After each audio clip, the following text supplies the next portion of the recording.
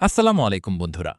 একবার কল্পনা করুন তো, আপনার পকেটে মাত্র কয়েকটা পয়সা আছে, কিন্তু মাথায় আছে দুনিয়া জয় করার এক অদম্য জেদ।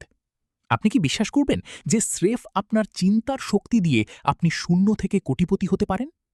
আজ থেকে প্রায় ১০০ বছর আগে এডউইন সি বার্নস নামের এক সাধারণ লোক ঠিক এই কাজটাই করেছিলেন। তার কাছে কোনো বড় ডিগ্রি ছিল না কোনো জমানো টাকা। তার ছিল কেবল একটা পাগলামি, বিখ্যাত বিজ্ঞানী থমাস আলভা এডিসনের বিজনেস পার্টনার হওয়া। সাধারণ মানুষ তাকে দেখে হাসাহাসি করেছিল, কিন্তু কয়েক বছর পর তিনি ঠিকই এডিসনের পাশের চেয়ারে বসেছিলেন।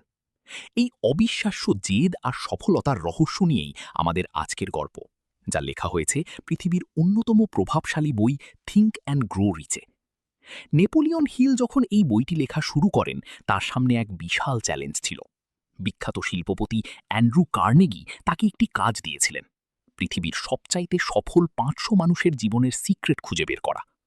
হিল তার জীবনের ২০টি বছর কাটিয়ে দিলেন Henry Ford, Alexander Graham Bell আর থমাস এডিসনদের মতো মানুষদের সাথে কথা বলে। তিনি বোঝার চেষ্টা করলেন এই মানুষগুলোর মধ্যে এমন কি আছে যা অন্যদের মধ্যে নেই।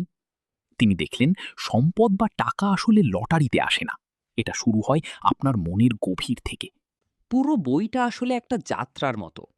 লেখক বলছেন আপনার ইচ্ছা বা ডিজায়ার হতে হবে আগুনের মতো উত্তপ্ত। এডউইন বার্নসের কথা ভাবুন।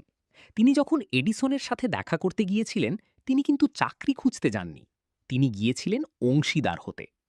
আমরা অনেকেই সফল হতে চাই, কিন্তু আমাদের চাওয়াটা খুব দুর্বল হয়। আমরা বলি, ইস, যদি আমার অনেক টাকা থাকতো।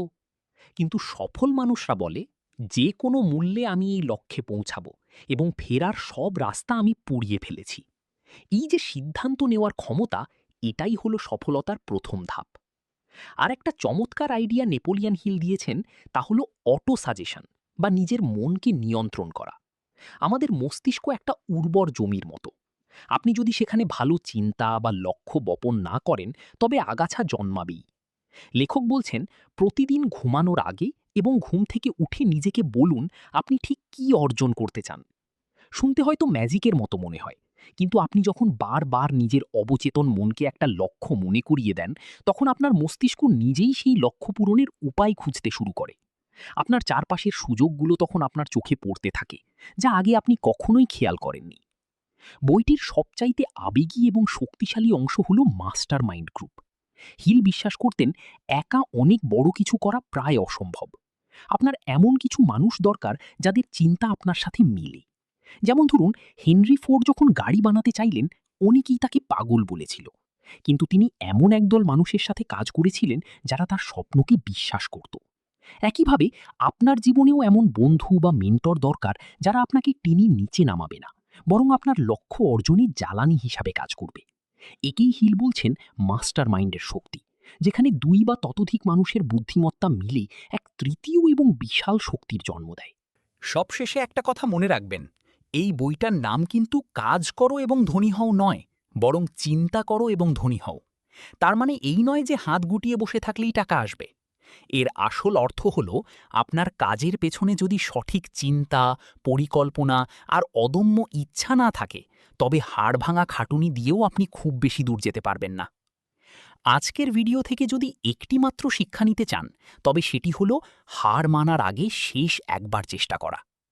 এডিসন যখন বাল্ব আবিষ্কার করতে গিয়ে হাজারবার ব্যর্থ হচ্ছিলেন, তিনি কিন্তু থেমে যাননি। তিনি বলেছিলেন, আমি ব্যর্থ হইনি, বরং আমি ১,০০০টি এমন উপায় খুঁজে পেয়েছি যাতে বাল্ব তৈরি করা সম্ভব নয়। আপনার স্বপ্ন যদি আজ আপনার সাধ্যের বাইরে মনে হয়, তবে মনে রাখবেন, পৃথিবীর সব বড় বড় সাম্রাজ্য শুরু হয়েছিল কেবল একটি ছোট্ট চিন্তা থেকে। সেই চিন্তাটাকে লালন করুন, বিশ্বাস করুন এবং কাজ শুরু করুন। সফলতা আপনার দরজায় কড়া নাড়বেই। ভালো থাকবেন সবাই, দেখা হবে পরের ভিডিওতে। ধন্যবাদ।